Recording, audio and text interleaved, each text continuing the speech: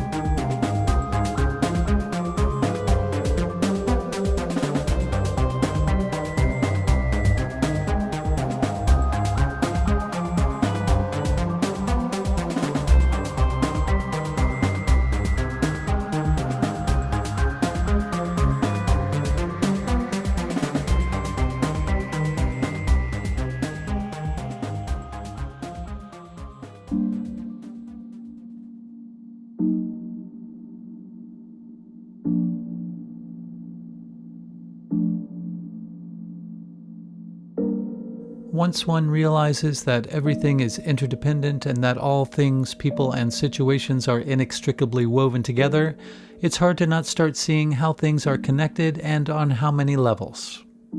I think that any curious investigator on some innate level grasps interconnectedness. In a world that is being portrayed as increasingly fragmented, this still remains the case. Irregardless of whether or not we realize it, our thoughts and our actions affect those around us, which then affect those around them, and so on. This is what the ripple effect is. This is also the stuff that fuels a synchromystic as it clarifies the big blur that permeates all of existence. What I mean to imply by the big blur is the concept that there are no definitive boundaries between anything we can or cannot point a finger at. Any division that we perceive is an illusion because even at the microscopic level, the molecules that seem to give us form aren't even touching. So, obviously, the same would go for perceptions of other levels of what we call reality. Realizing this can free one up to come at things from a unique perspective that's not tethered to any particular narrative. One of my favorite synchromystics is today's guest, Michael Wann. He is the purveyor of Susquehanna alchemy, where he conducts walking tours of the Susquehanna River, makes starboards, and does astrological charts. Michael starts off the conversation by going into the series of events that brought him to the present moment. There was a point in time I was putting out, or I was with a lot of shows, a lot of podcasts. Like that was part of my regular routine, maybe like 1 or 2 a week. And this past year has been different for me in many ways, but certainly with the amount of shows I have been on. I've still put out some of my own content and some of my own shows, but I have not been on anyone outside of like my immediate circle of where I normally go. So that being said, this today, on the calendar year, the calendar year is whatever it is, but it's a thing. And according to the calendar year, we're on December 31st as we're recording this. In fact, it's 5:00 East Coast time. That's where I am. I know you guys are central. Mm-hmm. And so, culturally speaking, like this is a key moment. It's where the snake eats its tail. It's where the one cycle ends and the next cycle begins. So all that said, like I'm really The reason I wasn't on other shows is because I wanted to take a break from it, and now it's coming back. And this is really fitting for me, and I'm grateful. I'm grateful how this unfolded. We were supposed to speak about a week ago or 2 weeks ago, and that didn't work out. And how this came out is just perfect. And Fantastic. That's a nice sort of introduction to the preface I'm about to give, Cool. which is like, that's how I like to navigate reality. Is one of the ways I try to get out of my own head is just by paying immense amount of attention to like timing and all those sort of things of the unfolding of life. So that said, I want to tell you a 3-part story of what this last week has been for me. And I think that's going to be a nice entrance way into where we're going to go tonight in our conversation. So you mentioned earlier before we started recording, I was asking for insight into your audience and the types of topics you guys discuss, just so I can speak accordingly. Sure. And your answer to me, Chris, was, you said, well, Emily Moyer's been on the show. And I'm like, okay, that's all I need. And the reason I say that, and as you know, and maybe the listeners don't know, but Emily and I have been doing a regular show for, I don't know, like 2 years now.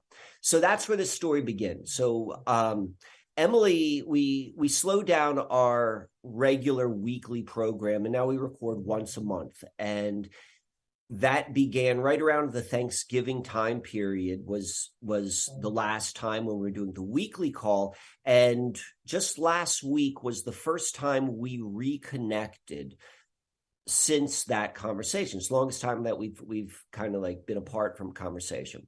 And she gave me some homework. Emily gave me homework the last time that we spoke in November. And she said to me, I want you to watch this show, Dark. It's a Netflix show. Mm-hmm.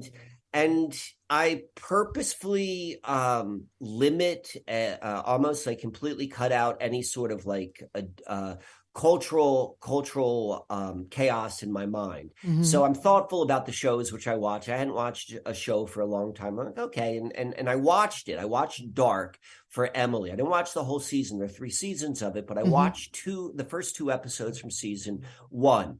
And the reason why I want to bring this up, or the reason why it's important, and the reason why Emily suggested that I watch it, and just in case listeners aren't familiar with mine and Emily's show, we like to talk a lot about the idea of like time travel and the nature of reality and just those sort of things. So Dark is a show that deals with those topics. It's a topic of timelines and like all these sort of different things.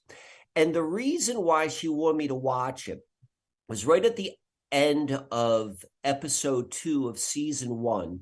And it's a German show. It's dubbed over in English, but they're also embedded within it are English subtitles.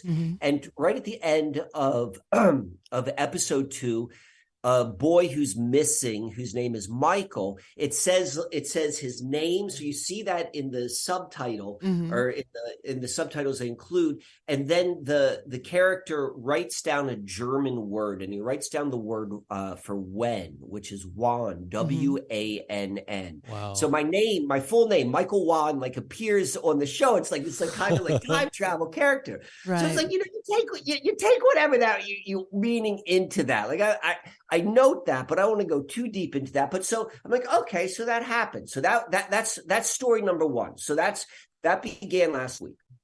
So story number 2,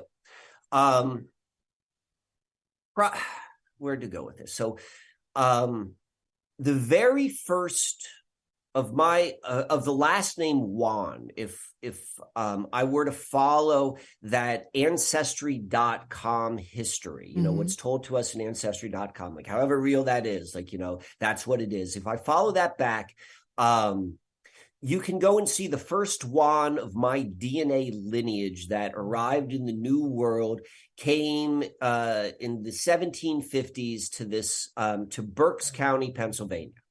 And I live in Pennsylvania. I live in it now. I wasn't born and raised in Pennsylvania, but I've been here for about 15 years. But I'm not from Berks County. Like, I'm familiar with Berks County as a concept, but like I'm not familiar with it as like an actual place. So anyway, so I know that. And there had been a bunch of serendipitous happenings in my life. And this past year has been a real interesting year. And these serendipitous happenings coalesced to a point last week where I moved out of where I've been staying since May. And I was moving into this new home, which, just kind of like fell into my lap. And this new home was built in the 1700s. I didn't know this. Like, the first time I went there kind of on a dinner party. This was maybe in early December.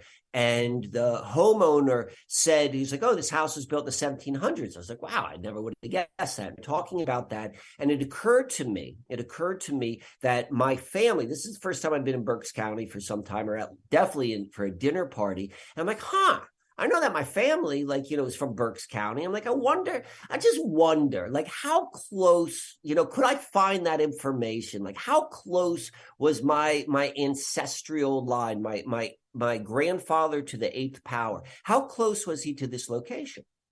And so it was pretty easy to find. I went on ancestry.com, and they had marriage and death records, and both his marriage, so to my grandmother to the eighth power, and his burial took place in this town called Amityville, Pennsylvania, which turns out to be less than 5 miles from this house, which then it turns out that I'm going to move into this house.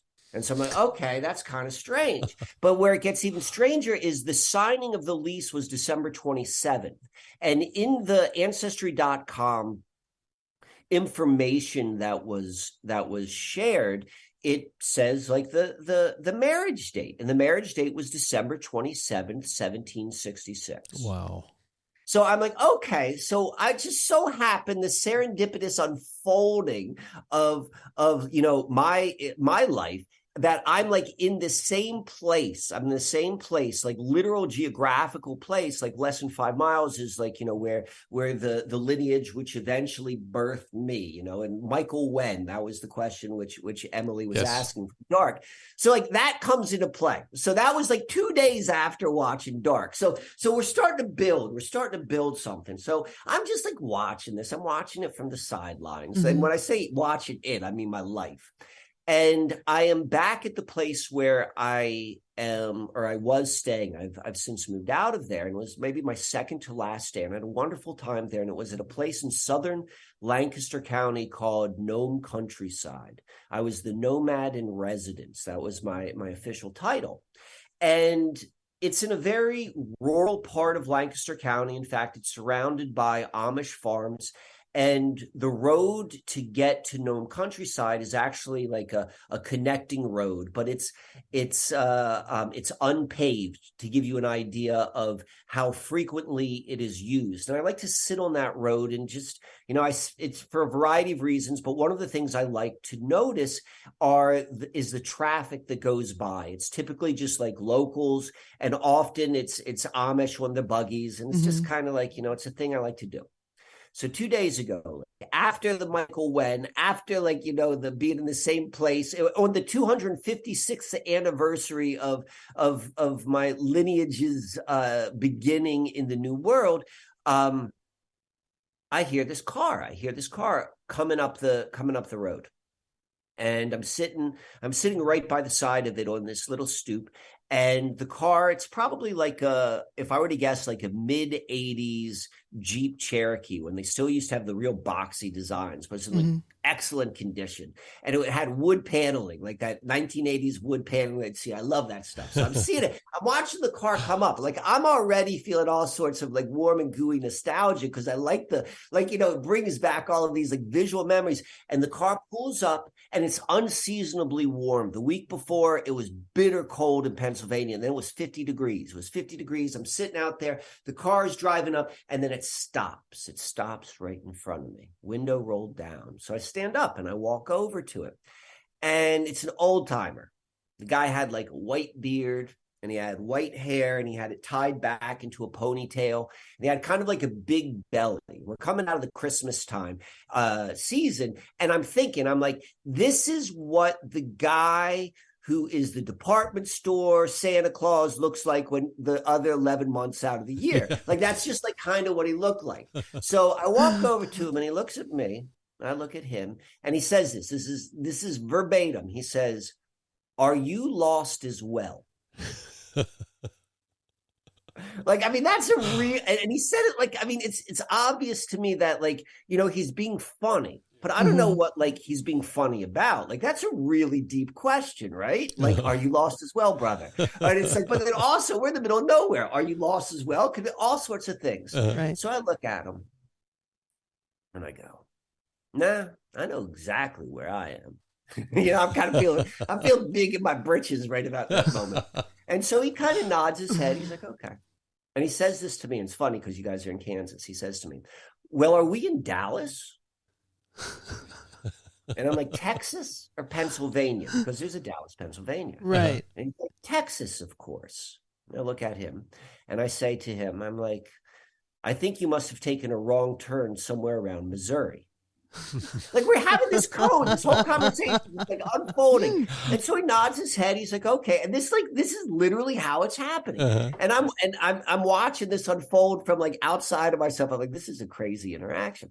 And then he says to me, he's like, well, if I continue down this road, will this road take me out? Like, is it a dead end? I'm like, oh, no, definitely. You keep on going. And I start describing where the road's going to be. I'm like, it's going to dead end and left and right. And he's like, whoa, stop. If you tell me where to go, I'm not going to be lost anymore. I'm like, okay, all right. I'm just kind of nodding my head. I don't know where this is going. And then he says to me, he's like, by the way, my name is Mike. Wow. And I'm like, I'm Mike as well. And then he says to me, well, I'm Mike Wann. What the fuck? So he says, I'm Mike Wann. And so my last name's Mike Wann. And I've always gone, like, the name Wann beckons nicknames. And I've always been I've always had nicknames throughout my life. And Mike Wann is one of the nicknames which I've carried. So I look at him and I'm like, no, I'm Mike Wann. And he stares at me. He winks. And then he drives off. And so, like, that's what this last week has been like, this sort of like, Michael Wann, and then like, the great grandparents, and then this, like, I don't know what that was. Like, and it could, and most likely, because I like to play the most likely game, but I'm going to go as deep as I can go. Like, that could have been a really, like, am I talking to a future version of myself? Because yeah. Future versions, whatever that was, whatever that is, like, that was the setup of this conversation which we're having right now. Interesting. For me, at least. And another layer I'll just roll gracefully into that is we are the ones that suggested to Emily that she watch Dark. I'll add one more layer. I'll add one more layer to this. Yes, please. So I'm moving into this house, and I'm moving into this house with a woman. And the woman and we haven't lived together before. And the woman who I'm moving in with, when we were introduced to one another, she thought my name was Mike Wann. And and we had this like kind of like joke, this clarification of like Mike Wann and Mike Two. And that's just kind of like part of like our history together. And the person who introduced us, we were at an event, and this guy was an elder within the Rasta community. His name is Ras Naim. He was the one who introduced us to one another. And I just so happened to be holding like in my hand, like this is one of the things which he makes. He makes these copper ankhs with prophecy stones, cool. Whatever that may be. And it felt like the right thing I wanted to hold, as we were having this conversation, as I was getting ready to set up. But I wasn't thinking about the whole Mike Wann and all that sort of connection. So you're absolutely right. Like we've got a closed loop here. Yes. We've got a closed loop in this conversation. I love it. And it seems totally apropos. It seems totally apropos. Yeah. Fantastic. Well, do you want to start going into your post-conspiracy theory stuff, or would you like Yes, to? let's go into that, Okay. because this is that what I just said was like the preface, and I want Okay. to touch that, use that as a touchstone, and what I want to use, or a touch point, and what I want to use it as a touch point too is just what you're mentioning. You when we started this when the communication which led up to us talking right now, it was like, well, okay, Mike, what do you want to talk about? And as I said, I haven't been talking much lately, so it's like there's been a lot going on, both like Mm-hmm. in my awareness, in my head, but then also in my life, and like now I'm coming back. So what do I want to talk about? What I've been noticing, and it is what I've been framing up as the post conspiracy theory period. And I'm going to go and define what I mean by that. But before I get into defining that, I want to explain like why it's significant, like what that means, Okay. or at least what it means to me. Yeah. Um, there's been this, from my perspective, both in my life, the people immediately in my life, the people I interact with, and then also watching culture as a whole, there has been, ever since the Ides of March 2020, when the national emergency, health emergency was declared, like there has been really within the whole world has been like, okay, now what, and really within the conspiracy, and I'm going to use that in a very broad sense of a broad brush stroke, but in the conspiracy culture and the conspiracy genre, there's been like a lot of like, okay, this is it, and like, the people are going to start dropping like flies. They're going to start dropping like flies, Yeah. or it's going to be like, the interim camps are coming. They're coming if you don't get your shot, and all this sort of stuff. And then there was Antifa, and there was like riots, and there was like this and that, and like there's all this build up. And then like nothing ever happened. Right? Nothing ever happened. Like, I mean, kind of happened, but maybe not to like to the expectation in which we were carried. And so two things though really occurred with the whole sort of sickness narrative. Like, I don't know, am I allowed to say the C word? Like, does that Sure. affect you? Like, Not at all. I can or cannot. I hardly ever post on YouTube, so I'm not worried Okay, about so it. all right, so like I don't know where I'm going to go. So when COVID came, so this is what COVID gave us is it's as much of a mea culpa, as clear of a smoking gun as you're ever gonna see. It's like, okay, folks, yeah, like this is it. Like all the receipts are there. Like all of the players we know about, they're like they've left the most concrete, undeniable trail of breadcrumbs that like it's right there, and you're watching it unfold in real life, and like, yeah, this is it. This is what we're always been talking about, like what you've been trying to convince everyone, and you've been arguing about. Like there's absolutely, like there's no denying right now that people are either going to see it or they're not. Like that line has been hard line drawn. And so that's what to me is the post conspiracy theory period is. It's like, and another way of saying it, and I'll touch upon this in a moment, is like this is the revelation. Like this is the book of Revelations. They tell us that's what it's about. It's the end of one age, the birth of a new age.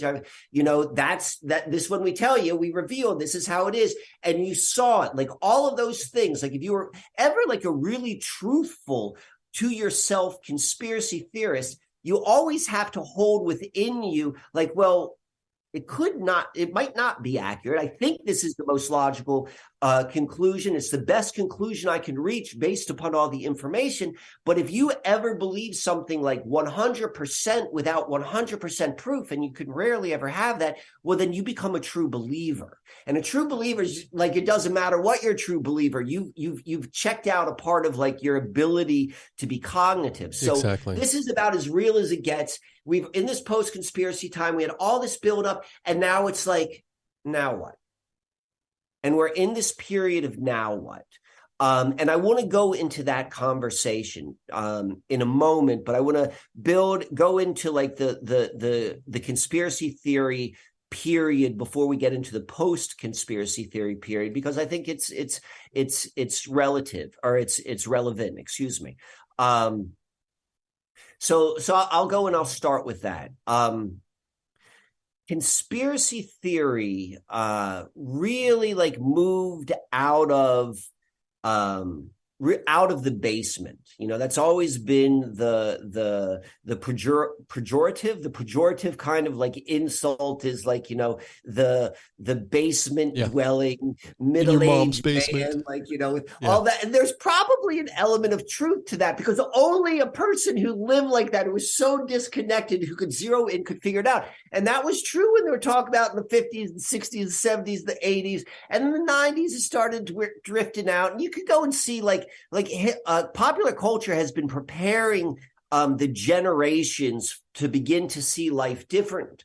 But the beginning of the conspiracy theory period is the 9/11 event, 2001. Like that was when like there was something on such a large scale where it's like, okay, this is it. It's so rich, like 9/11, in terms of how to look at it and analyze it. Is this an occultic ritual? Was this done to like hide $3.2 trillion from the Pentagon? Was this like, was it done with like, direct energy weapons? Was it like nuclear? Like all of those sort of stories, and everyone were talking about it. Yes. I have a quick question for you. You wouldn't dial that back down to JFK, where that term actually really was popularized, conspiracy theory? Definitely. Well, those, in my opinion, those are the two hallmark events, or would be the JFK and the 9/11 event.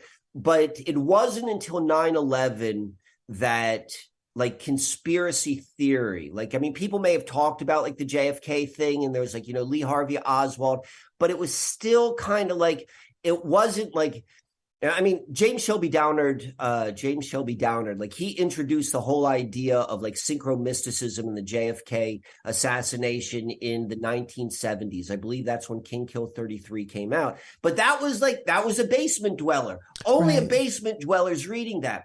When 9/11 hit, like loose change was like mainstream as can be. It was YouTube. You could watch, like it was as normal as can be. So that's why, like, definitely there's always been conspiracy theory, but maybe we'll call it the golden age. Like that's what 9/11, it was such an event, like without talking about what it was, like as a marker in culture, like that began something.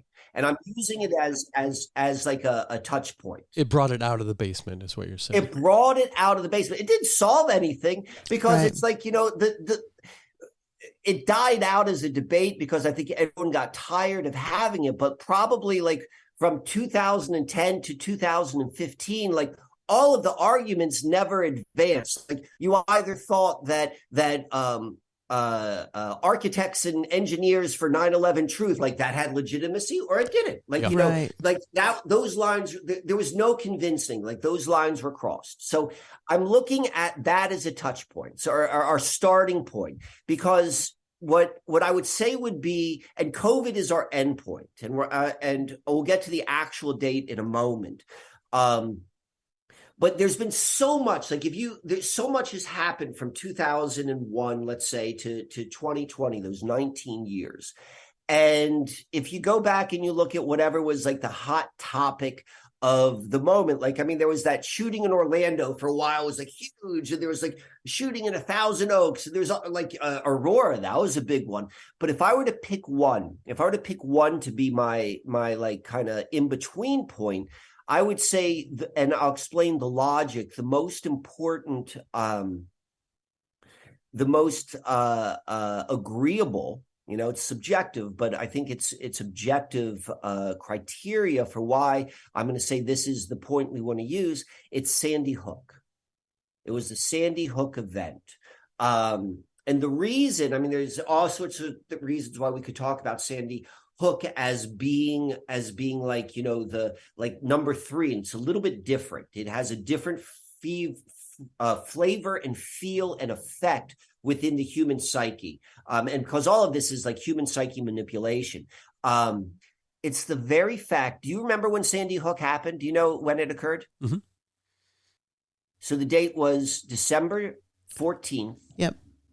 2012.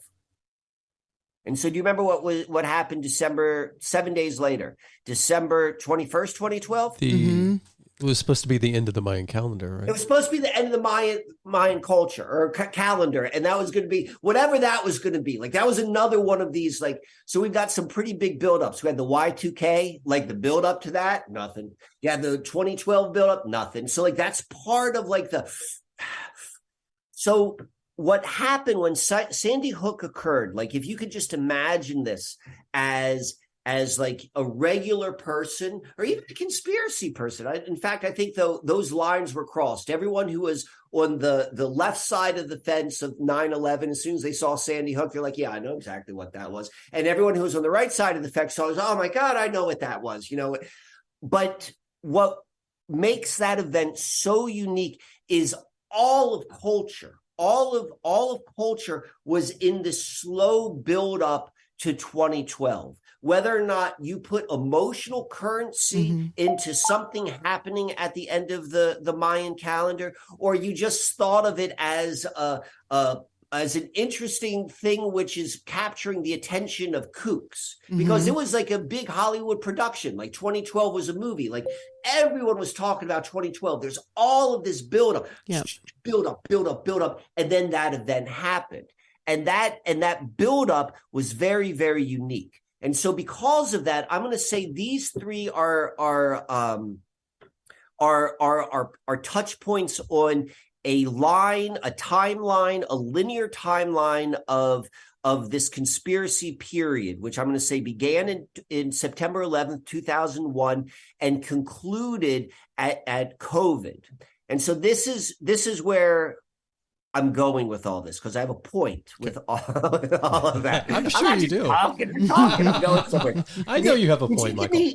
Did you give me screen sharing capability? I don't know. I'm not even sure. You didn't. So I'm going to ask for that. I know that this is an audio podcast, so I'm going to go and include afterwards, after our conversation, I'm going to send you slides of what I'm going to make reference to now. But I want to pull that out for us, so you guys can see what I'm talking about. Okay. Can you do it now?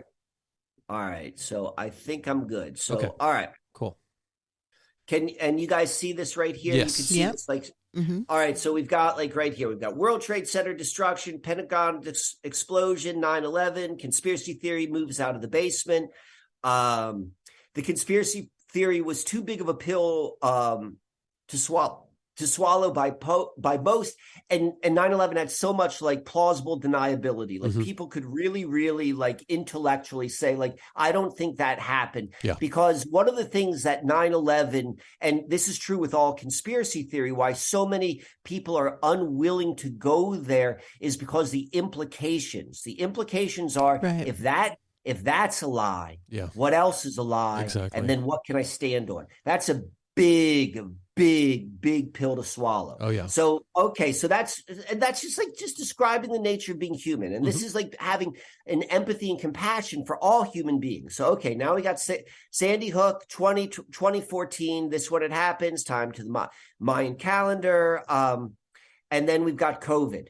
So COVID, I'm going to give you the possibilities of our date markers. I'm going to give us 3 different possibilities. We've got October 18th, 2019. And that was when the, I forget what it's called, the event, the Johns Hopkins event occurred. Do you know what I'm referring to? Yeah. The 201. All right, when that occurred. Where is it? Right here. Event 201. Event 201. Yeah. So we could say that was when COVID began. We could also say March 15th. That is when the Ides of March, and that's when it became a national emergency. That's a marker. Or what we could do is use the first 01 COVID patient, or whatever word they're going to go and use that. So the reason why I'm bringing that out is because when we go and we look at these dates on a linear timeline and we see the number of days that occurred from September 11th to Sandy Hook, and then the number of days from Sandy Hook to COVID. And I'll tell you why it works where I'm going with this works with all three of those COVID dates, but it's the bullseye on December 1st. This is exactly on the golden ratio. The rollout between these dates is exactly the golden ratio. So I'm going to go and demonstrate why that's true. And then we're going to go and lean in a little bit as to why that's significant. Okay. So you can see right here, I've got like the day counter. It's 4,112 days from 9/11 to Sandy Hook. And then it's 2,543 days from Sandy Hook to COVID. Gotcha. And so we see right here, December 1, symptoms of the index case or patient 0 begin December 1 at the Hunan seafood wholesale market. Like that's Wikipedia history. So you take that, like I just use Wikipedia because it's a great cultural touch point. Yeah. So, all right. So here's our math. So you go and you divide. We look at this, and I'll tell you what the golden ratio is for those who don't know what that is yet, but we're going to go in and we're going to back into it. All I did was I divided that first number, 2543 by 4112, and it comes to 0.618433855, blah, blah, blah. So there's this thing called the golden ratio. It's also known as phi. And it's a mathematical ratio. In the similar way, most people know pi, P-I. I'm saying phi, P-H-I. But there are constants which are used for mathematical purposes. Pi is used for a circle or a closed loop, and phi is typically used for an expansion. But what we have right here is the golden ratio, the actual phi, like pi, which is 3.14 on to infinity. The golden ratio is the same way. And the golden ratio is, it's both 1 point or 0 point, but the numbers after the point are the same, which are 6180339. So we've got this relationship of dates between Sandy Hook to COVID and 9/11 to Sandy Hook. It is to like the 10,000th power of lining up exactly to the golden ratio. Wow. So you're like, okay, well, why do I care? Why do I care about this, Mike? All right. So let's go look at the golden ratio. So the golden ratio, like this has been a thing. If it's new to you, like if you know about this, you're like, oh yeah, that's a big deal. So if it's new to you, so the golden ratio has been talked about and used for as long as they've been telling us there's been civilization. And the golden ratio is this mathematical formula that can be expressed in physical ways, which is both the building block of the universe down to like what appears to us as human beings to be like beauty and harmony. So I'll give you a couple of different things. So this is from like the golden ratio website. Life from the proportions of the DNA spiral to those that define the human face, golden ratio. Beauty, including human perceptions of beauty in the human face and in aesthetics of harmony and innate natural appear in any of the design arts from ancient architecture to modern day logos, golden ratio. Mathematics, including many ways that it can be derived, golden ratio. Geometry, golden ratio. Cosmology and physics, golden ratio. Financial market pricing, gaming strategy, golden ratio. Golden ratio is like everywhere which we see throughout our natural world. So now what we go and see, so we're going to bring this back to like, what does this have to do about this age of conspiracy theory? We can see that, we can look at for conspiracy theory from so many different ways, but the way we're looking at it from the actual events and the dates they occurred, it rolled out on the same fundamental mathematical building block. And so if for those of us who want to subscribe to like simulation theory, like there's your algorithm, like whatever the golden ratio is, that could be it. And those who want to go, of us who want to subscribe to this being like, you know, a divine sort of expression, like this is the hallmark of the divine, whatever it is, this exists within our experiential reality. Our conspiracy, this initiation, which we all went through, like it is built upon that foundational level.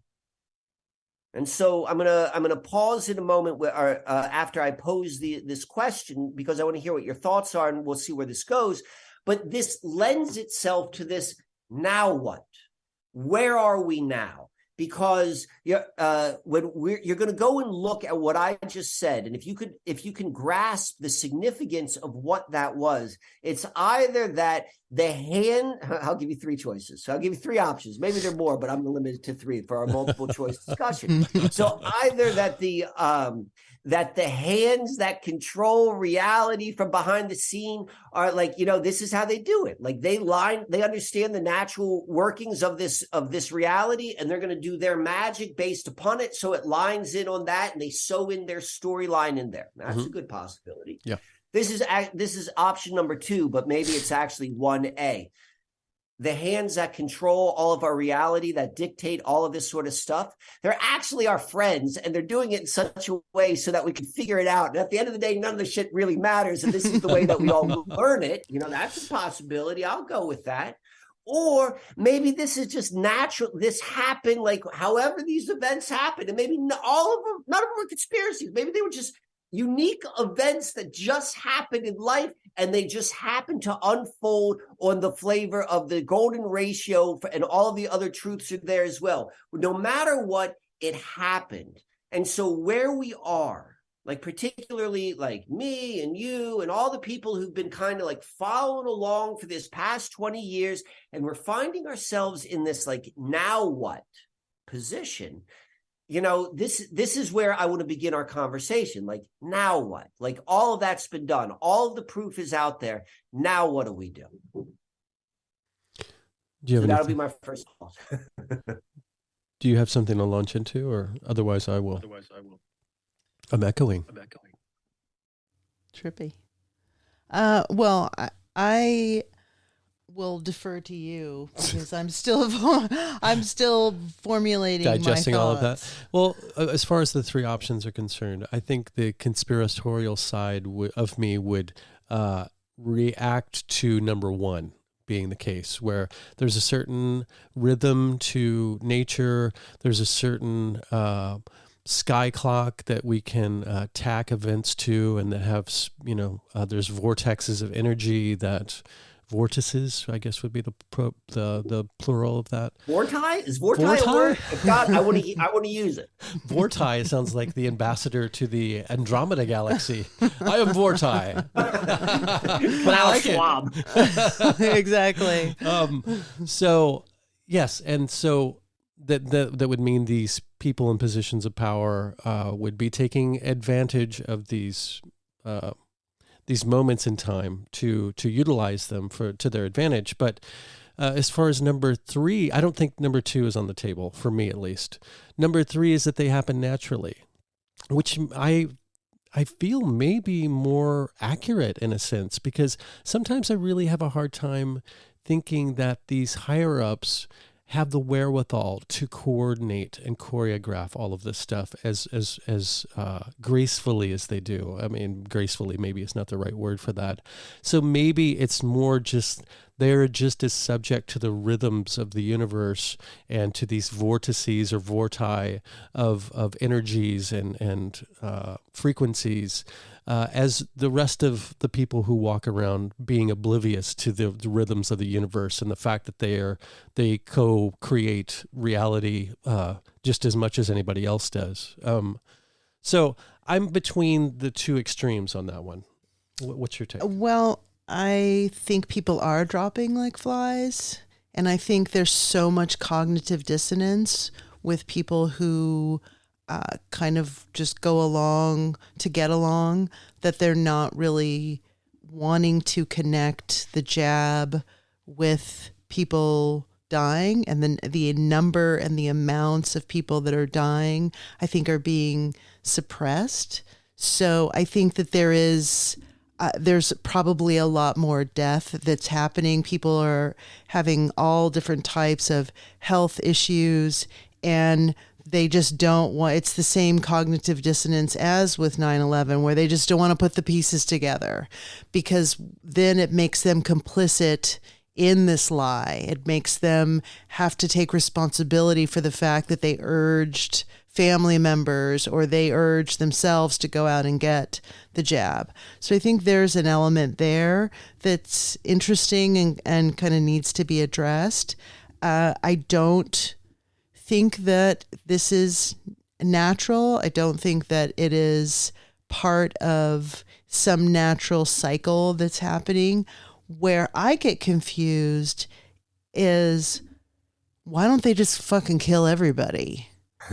Like, why don't they just go, if these these predators are so powerful, why don't they just go through a town and just blow everybody away? Why don't they set off a nuke? Because that would just be one blast of energy. To order to continually harvest energy, you have to be alive and creating it. Right. But I think that really goes down to intent.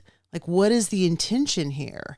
Is this to keep people in a fear state, to keep people in control, to keep them in this ant farm? What is the end goal? And I think that really kind of feeds into what your thoughts are, is, okay, what's next? Well, what's now? Like, what the fuck is happening right now? Like, what's the next step? I still see people wearing masks. There's still advertising jabs. There's still, look at what's going on in China. There's a lot of the control mechanism that is more deeply entrenched and has been bolstered by all of these events. So I think I love the way that you put these pins in these 3 specific events, because in some regard, I think these 3 specific events were used to create and develop the Patriot Act, to, really focus on gun control with Sandy Hook, like, guns bad, lone gunmen. It feeds into this idea of these predators having more control over society and the culture. And so I just don't understand the slow slog. It seems like if they wanted us all gone, they have every capability, they have the military, they have every capability possible to turn us into a China. So I don't think it's about money. They've already got all the fucking money they need. That gets into different karmic territory, though, I think.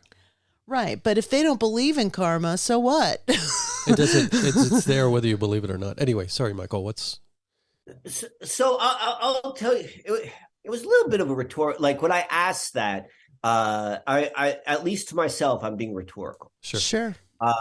Because there's always like, nothing ever changes is kind of what, like, I mean, certainly to your point, like, there's like slow turning of a boat and things are always changing. Mm-hmm. So along those lines, like, it's changing, but like on the bigger picture, like, nothing ever changes. There's always a boogeyman in the future. Mm-hmm. There's always like something to be like, okay, well, when that happens is when.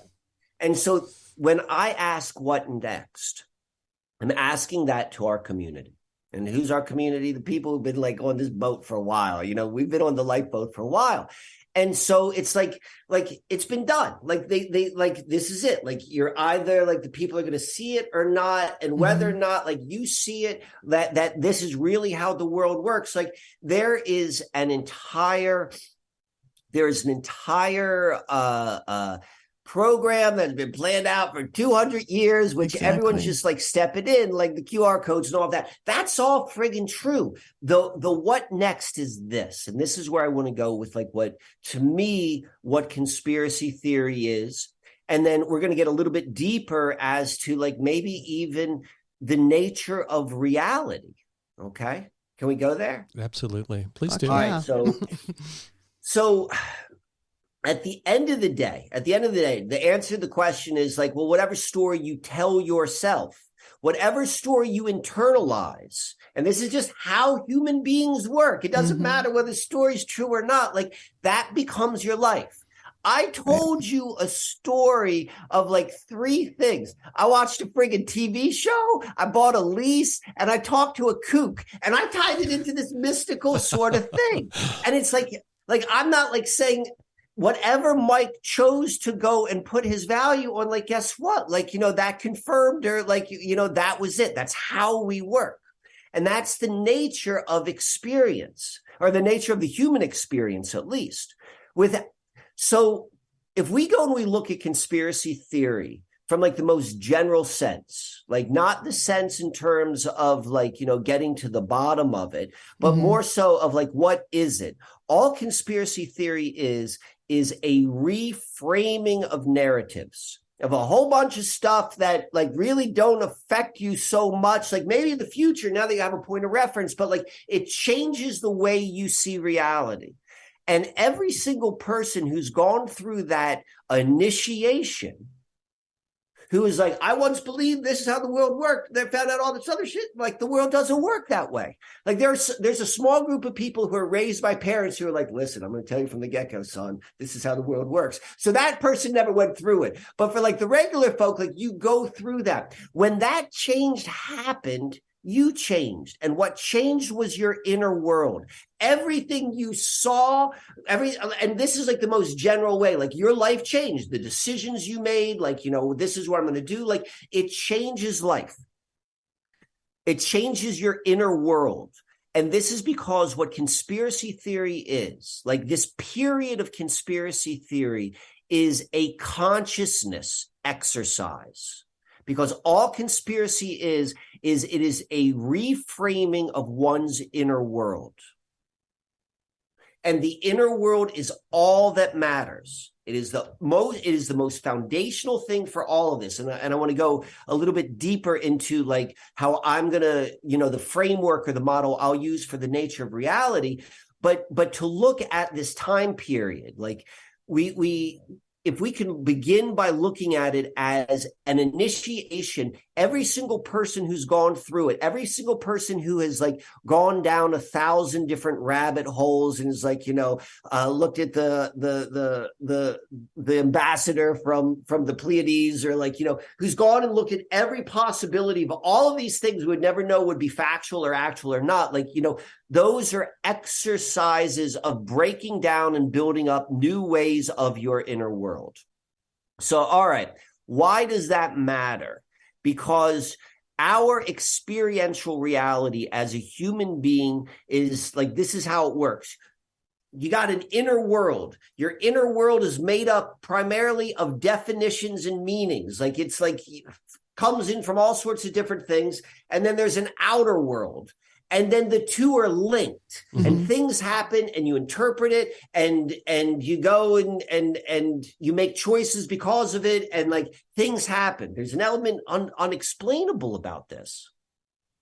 But so like when we realize like that's the nature of the human experience. When I say that, I'm not defining where we're having the experience. I'll go and say, and so let me go and define these 3 things, and I'm going to pause for a moment and ask for and give you opportunity to reflect or to clarify. Sure. I'm going to define, these are the model I'm going to go and use. So we have what I'm going to call baseline reality, which is, in the most general sense, it's the natural world before it's named. Okay, as soon as we begin naming it, we begin creating false reality.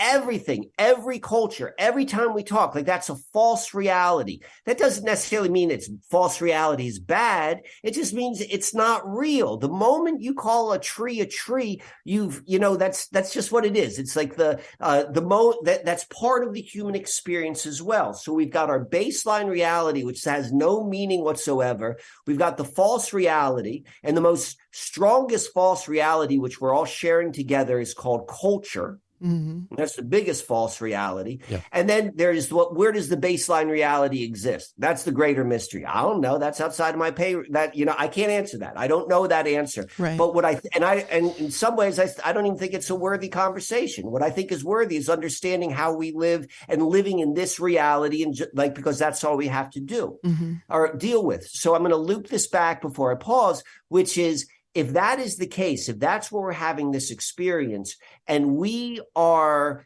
experience is ultimately dictated by this dance between our inner world and outer world, and our inner world is formed by definitions. We just went through collectively this 20-year training program of this is how we reframe consciousness. It's this simple. It is this simple that when you go and you begin to change and understand how your definitions occur, like this is where life begins to change. Now, I said I was going to pause. I'm sorry. I spoke out of turn. I'm going to say one more thing before I do. So what now? So the reason why that is a relative question, the reason why that is not a rhetorical question, is because in this false reality, there is setting up, waiting for every single person, all of us. Like if you're no longer, if you just continue to point and say, like, see, look, this is more of that. This is more of the cabal. This is more of that. Like, it's just the ship's just going to keep on going down the path. Right. And just, you said, like, if they wanted us dead, they'd be dead. You're not dead. They want, for whatever reason, we're here. So that's going to happen. So that forces us to realize the paradox we are in, which is, if we are to actually have a different type of experiential reality, and that's what I'm talking about, the what's next. If we really want to have something outside of the false reality in which we have been born into, we have to come to the realization of the paradox, which is this: our inner worlds are created by the world we are born into. So how do we create a new reality which has not been formed by the false reality which we've been born into? And that's our paradoxical question, and our paradoxical position. And that is like, okay, what do we do now? How do we go and recognize we have a collective blind spot and not allow this blind spot to allow this opportunity during that 20-year period to just be like a blip on the screen? And then like 20 years later, they're talking about this just in the same way they were talking about November 23rd, 1963. Right. Well, just to give you a little bit of context, I was born in the paradox. My father was a professional wrestler. So my entire reality when I was a little girl was, there's consensus reality that all of these people are agreeing upon, and then there's what which is that all of that they're agreeing upon is not real. So Hunter, I would say that puts you in the most, like, you've got some of the clearest eyes and like, what, wow. Like I could dive in deep to that. Wow. Okay. So that is a really good understanding to know that you came up. Like, I'm going to assume this is going to be true. Two things. One is, you're like, yeah, most people fall for a lot of bullshit. You realize that from a really early age. And then two, there's like an element of toughness, right? Like professional wrestling, like, embodies toughness. Yeah, like, absolutely. And so your inner world would have been built with those qualities, like from the get-go. And that's in my opinion, an immensely admirable quality. The secret keeper. I was the secret keeper because I was never allowed to tell the truth. When kids at school would say, "Is wrestling real?"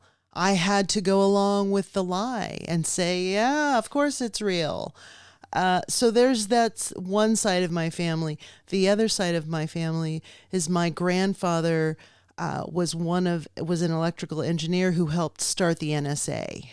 So from the time I was a child, I was told about propaganda and MK Ultra and the CIA. And will you tell me again what his position was more he slowly? was He was an electrical engineer. He was an electrical engineer. He was a 31st degree Mason and helped start the NSA. Before it was the National Security Agency, it was the National Security Alliance. So I came from a background of people who were secret keepers, who knew kind of what was going on behind the velvet curtain. So as I have grown up and I've observed these events, it's been so interesting to observe other people. I went to 13 different schools. I was always the new kid. So I've always had kind of a 30,000 foot view on the world. I could see these things happening before they happened. And there's a mythology of someone who sees the truth but isn't believed. And that's the best narrative for my life, is that I would witness these things and say, hey, don't you see what's fucking going on? And everyone's just got the blinders on, like, because it disturbs too much of your the story you've been told as a child to be able to pull that veneer back. And I think that that's the thing that drew me to Chris and has been the glue that kept us together throughout this whole COVID insanity, because he started to see all of it too. And he was like, wait, none of this shit makes sense. And I think that that's part of this seventh sense that I have been afforded. But in some ways it's a very isolating position to be in. Can I comment back on that? Absolutely. Please do. All right. So 100% correct in terms of like that isolation feeling. Looking at people from an adult perspective, anyone who's like an adult that had an upbringing of immense isolation, they often have the best capability to go and see things more clearly. Like that's kind of like in the way we were joking about the guy who was in the basement. He was highly isolated, and isolation, like it's a dual-edged sword. Like, you're able to, because of the isolation, you're able to see things more clearly, but then like it's a hard thing to shoulder. And then also when you want to go and share, like, you're the outsider. But we're also, I want to go back to this nature of inner world and defining that. So when you were saying we were saying it's too hard of a pill for people to swallow, to think, pardon the pun, to a lot of these implications, like the inner world works that way. Mm-hmm. The inner world is like layer upon layer, beginning from childhood, even like DNA and all of these sort of things. And so when humanity is raised in a very, very occulted false reality, that's what our culture is. Like, there's no recognition of the fact that it's all a mystery. Like there are other like cultures which are still false realities, but there's a full recognition that we don't know where we are, what this is. Right. And there's mythologies around that, but there's an understanding. We have a culture which is constantly telling people the gaslighted lie that, oh yeah, we know what's going on. This is it. You're on a rock. It's space, like solar system. Right. And like, so don't just trust us, just trust us. And so what happens is when that inner world is built on such a weak platform, and someone knows that inside, when they hear people beginning to go and poke holes at any of these like secondary or thirdary levels of the inner world, but like deep in the foundation of their understanding of reality, like that's terrifying, because there's a deeper understanding. Like, I don't know how deep it goes, but I know if I keep doing what they tell me, well, I don't, like, at least, I don't have to face that. And so to me, I think it's important to understand that as to the what's next question, is to understand like how we move through this is understanding how we are. And that's part of how we are. And that's a really, really important piece of the puzzle, or piece of the understanding of what's going on. And the real gift, I also think, is of seeing what's going on and having that clarity is as this next stage, this next portion of life, we're stepping in together. A lot of those who are on the outside, like, we're seeing the inverse. We're seeing the reciprocal of that. Suddenly, we've all seen this over the past year and a half, is like more and more people are like, okay, let me hear what you got to say. Before you leave, maybe tell our listeners where they can find you and your lovely work on the internet. Susquehanna Alchemy is the moniker I have used. So if you were to ever do a search on Susquehanna Alchemy, the most amount of content is on YouTube. In my opinion, probably 2 years ago, really the beginning of COVID, I put out a lot of really, really good stuff. Hijacking Reality, that is on there. I think I still have the original Susquehanna Mystery presentations. I put out really good presentations with, and what I mean by that, not only are they thought provoking, but I give good visuals. I'll bring up a lot of ideas which might sound far fetched, but when I show you the receipts, you see the receipts, so that's a good place to go. Okay. Instagram, Susquehanna Alchemy. But the truth of the matter is, I took the year off. I took 2022 off. I'm still figuring out how I want to reintroduce myself, because I walking that line of being on the AI machine. I'm still not solid within myself on what that looks like. So Sure. That is, I don't put out a lot of things anymore. Mm-hmm. And that'll probably change, though. How I will put it out, I'm not certain, but it will be definitely in a different way and more thoughtful. Okay. But that being said, anyone who wants to, one, who's interested in Starboard, or two, any sort of one-on-one sessions, one of the things which I do is I reframe people's stories, and not necessarily for the sake of this is your story. Mike knows the answer. I'm going to go and take everything that I've got a pretty in-depth intake form where I ask all sorts of questions, and I'll look at someone's chart, and then we'll have a conversation. And what I think I do very well is I'm able to see patterns which a lot of people don't, and I'm able to reframe them in different ways. And so those sessions, I took that year off as well. I'm going to begin doing that. I'll give you my email. Okay. And right now, that's probably the best way. If anyone's interested in having that done, they can contact me, and I'll tell them all the details, what it costs, and all that sort of stuff. And I've got an open book for 2023, so now's a good time to go and sign up. Cool. Well, we'll put that in the episode notes too. I love it. And I feel honored, since you haven't done much of this throughout this year, that you chose to do this with us. So very much honored. Thank you so much for coming on. Wonderful to meet you. I've been following you, I think, ever since maybe was the first podcast that you really went on, THC. Okay. So that's I've been a while. That was. And I was impressed then, and I've been following you ever since. So it's great to finally be able to speak with you and interact with you. So this was a lot of fun. Thank you for that. This was I love the opportunity to go and like talk and to meet new people and to hear your feedback and your thoughts. And this was a great time on my end as well. So thank you. Fantastic. And, you know, and spending our New Year's together. Yes, exactly. Oh, and what's the pug's name? What's the pug's name? Christy, what's the pug's name? Chance. Chance. I love it. I'm going to whisper this because I want it to be outside of earshot. I refer to him as Stinky, but that's really not cool. Oh, just between you and us. And just between me, you, and everyone who's listening. Exactly. I love it. Chance. All right, Michael.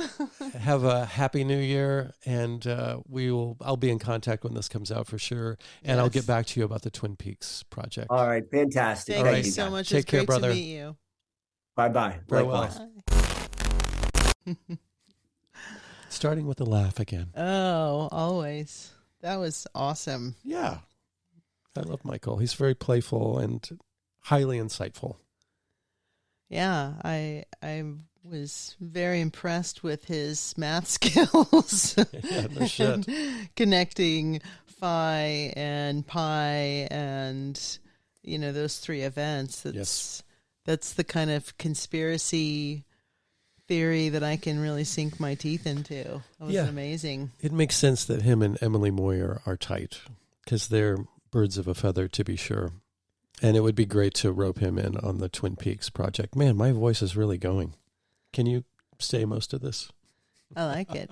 It's breathy. Hey, hello. Like Barry White. So we talked about some interesting stuff in the second hour, which I'm into.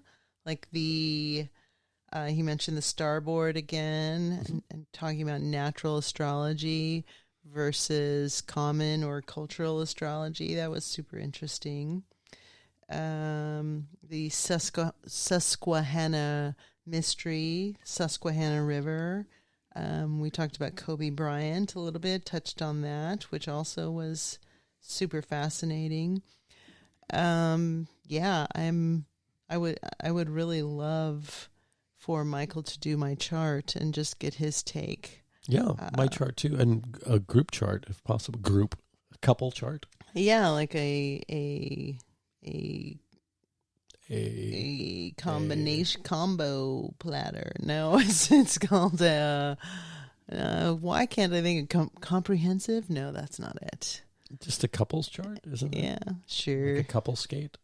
And besides that bit of the Michael Wann episode that I played you yesterday or day before yesterday, this is your introduction, right? I may have heard the higher side chats eons ago. I feel like I have heard him before. It resonated with me as being familiar, the Kobe Bryant thing. I think on a road trip back from Texas, I listened to it. I think that was kind of my entree, if I'm correct about that.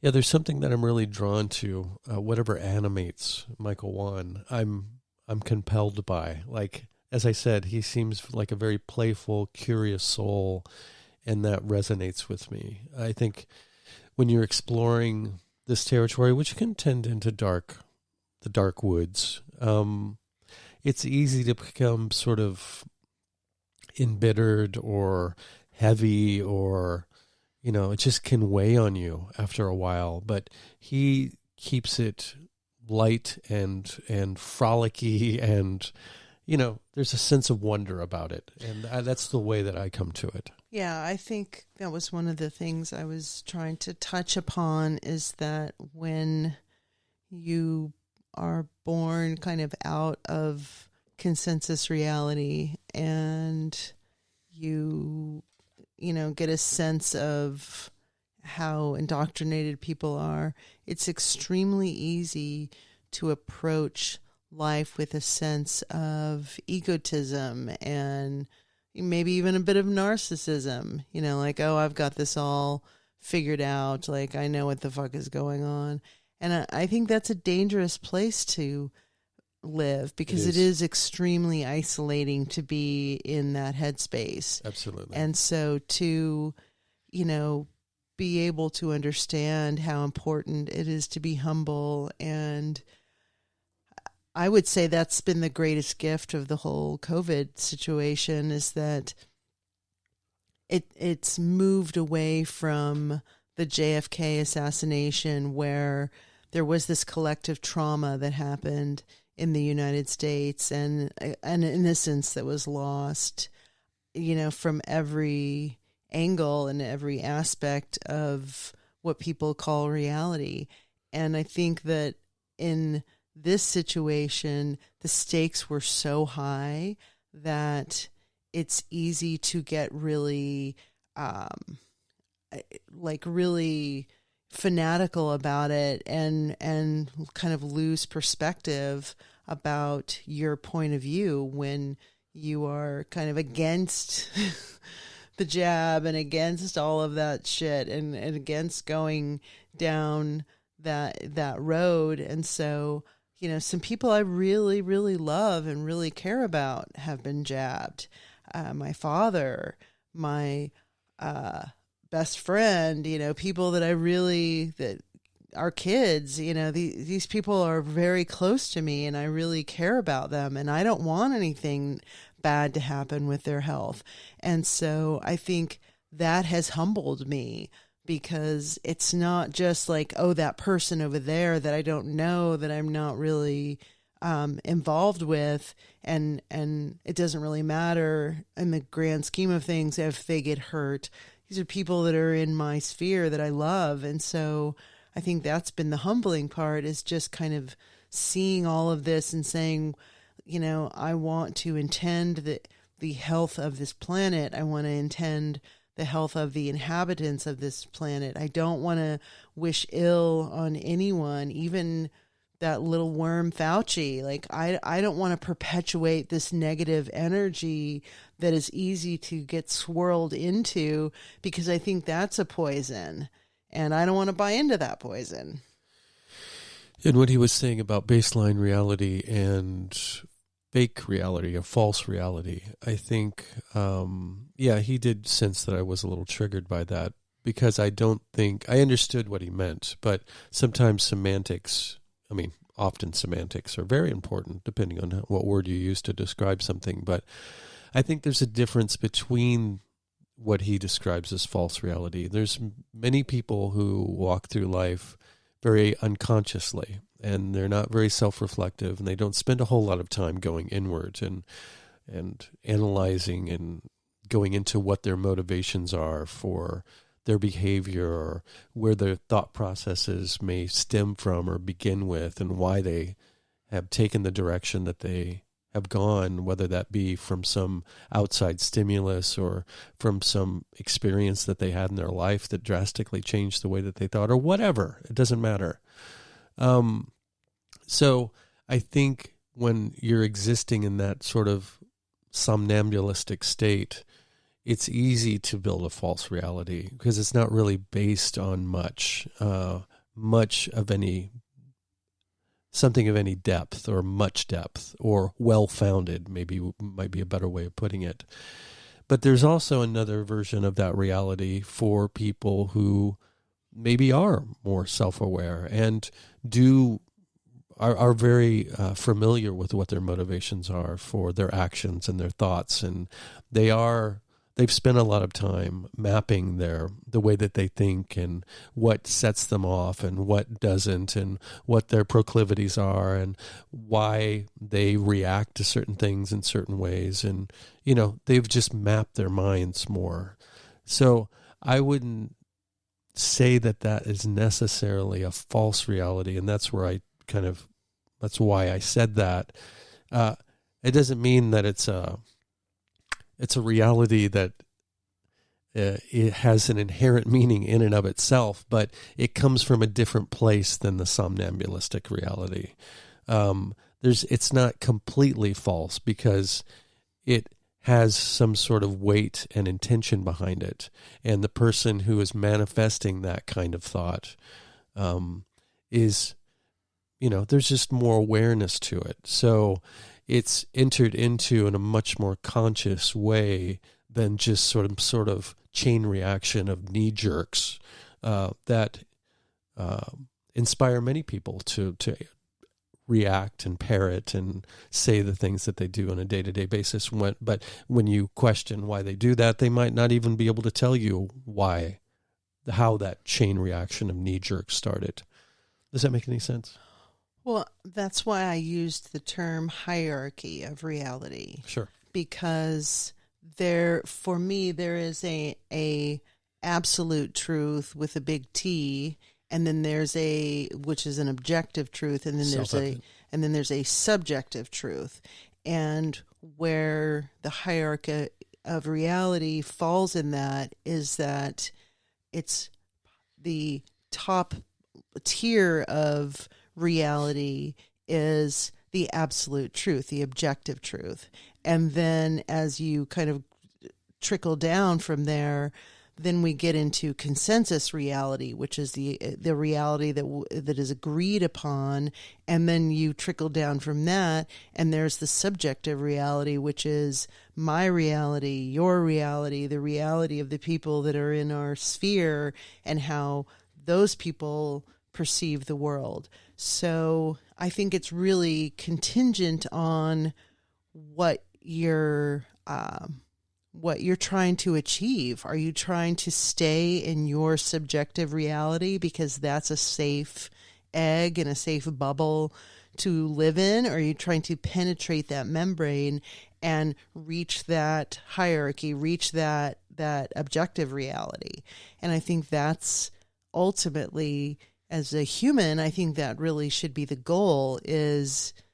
I think that's where empathy comes in, is that I have one perspective, but can I raise my frequency to this level where I can perceive the universe, where I can perceive the earth, where I can perceive other people's reality, and I cannot judge that reality.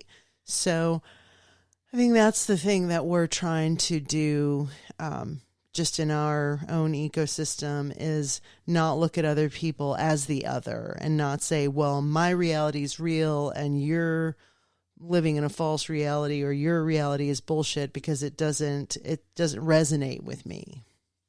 And it's easy to do. I mean, I catch myself being a sidist, meaning, that's just a term that I just came up with, but thinking that there are... Sorry. I'm so sorry. Thinking that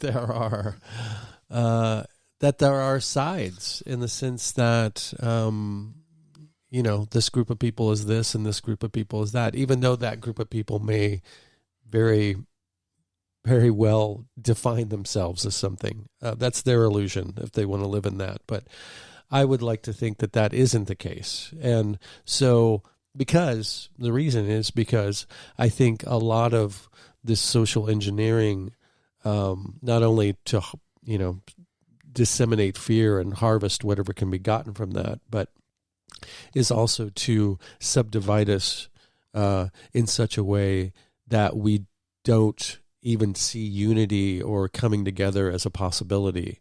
And I think one of the ways of stopping that process before it starts is language, Right. and being conscious of how we put things. So I try not to say things like normies or libtards or globetards or anything like that, because that kind of language says I am superior, these other people are inferior, and I'm drawing a very definitive boundary between those two things. Or defining someone by their sexual preference, or defining someone by their race. Yeah. Because what you're saying is, this is the most intrinsic, most important part of this person, is this thing. And so because they are gay, or they are heterosexual, or they are a man, or they are a woman, that means that they fit into this box, and they fit into this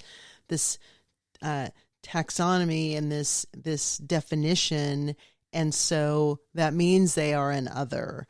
And I think that's a really, really skillful way to fragment the human experience. And I think that's why identity politics is such an important and intrinsic part of whatever predatorial agenda there is, because we can look at someone and say, oh, well, if you are gay, that means you're woke. That means you believe this. That means that you are okay with minor attracted people now, because we've put all of these categories in one bucket together. And I think that's the thing that's so fucking dangerous. And I don't buy into it, and I don't think anyone else should.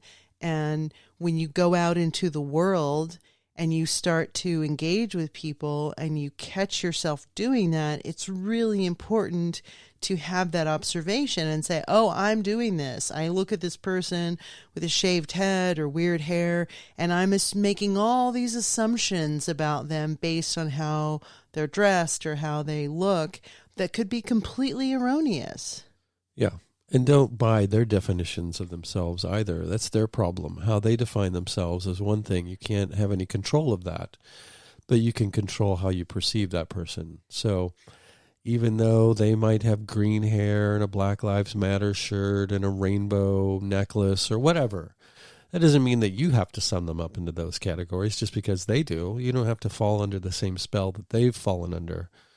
And that could apply to any side about any ideology or any category is what I'm talking about. Right. And that spell doesn't necessarily mean that they have co-signed off on all of those things. That can be virtue signaling. That can be they like rainbows, or you know what I mean. We can't assume anything. Virtue signaling is sort of co-signing, I think. Right, but maybe not. Maybe it's just the going along to get along thing. Perhaps. Maybe it's just this is what I think I'm supposed to do. Then that's just co-signing on something different. Yeah. Yeah. Different. That's co-signing on something different. God, that mixed with the way my voice sounds, I could run a bait shop right now. Did I just categorize somebody there? That sells esoteric books, though. Do I sound working class? That sells esoteric books in the back. There you go. Along with worms. And a bathhouse for gay black mimes. Yes. Oh, okay. we could go all night with this. We would and on. We've got the fuel of fire. But we got pizza to eat and kids to hang out with. We've got a New Year's Eve to celebrate. So that's right. The Gregorian calendar. It's like, what was that strange pronunciation? Chaos? Chaos. What was that in? It was the guy in the Are You Being Served? The maintenance man. Oh, yeah. The maintenance man whose makeup is supposed to be making him much older than he actually is. But he looks like he's in disguise. Interesting. Yeah. Okay. Anyway, thank you all so much for listening. I know you enjoyed it because it was Michael Wann, and he's very entertaining and has such a fantastic way of connecting the dots.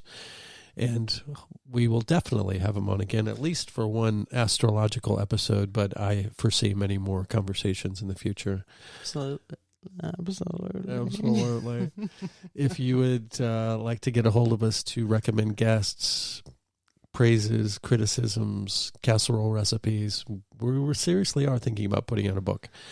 But it will only have one recipe in it, and that's my tuna casserole recipe. That'll be the first page. Otherwise, why would we ask other people? It'll just be a one-page book. That would be more of a pamphlet than a book. Exactly. It'd be a leaflet.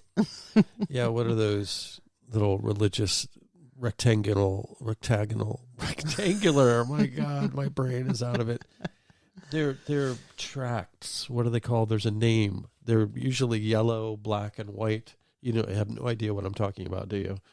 Often they were left on toilets. Yeah. But you don't know what they're called. Toilet protector. No, you don't know what they're called.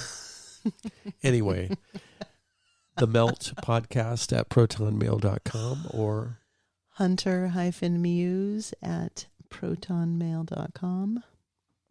Happy New Year. Happy New Year. Many blessings for 2023 for all of us. Although it would already be 2023 by the time this comes out. And we can still bless people. Of course we can. Yeah. Thank you all so much for listening. It's been a fantastic 2022. Yes. Thank you all for your support. Yes. And we're just going to keep getting bigger and better this next year. I have high hopes. So take the ride. Jump on board. Yeah. And even if we don't get bigger, we're always going to get better. Well, bigger doesn't necessarily mean likes or followers or anything like that. Yeah, bigger energy-wise. Yes. Exactly. All right. Much love to you all. All right. We will talk to you soon. Stay tuned. Yeah. Ta-ta. To hear the full-length version of this episode, get access to exclusive and early episodes, and participate in our monthly Zoom meetups for as little as $3 per month, just click the Patreon link in the episode notes or visit patreon.com/themeltpodcast. Contributing financially will help to make this podcast my full-time gig that I can devote more time to and allow me to create more content. Other ways of contributing would be giving us a favorable review or rating wherever you get your podcasts, subscribing to us on YouTube, spreading the word wherever you and your tribe congregate, or just by sending us your positive thoughts and intentions. In a quantumly intertwined and holographic multiverse, these also go a long way. Thank you.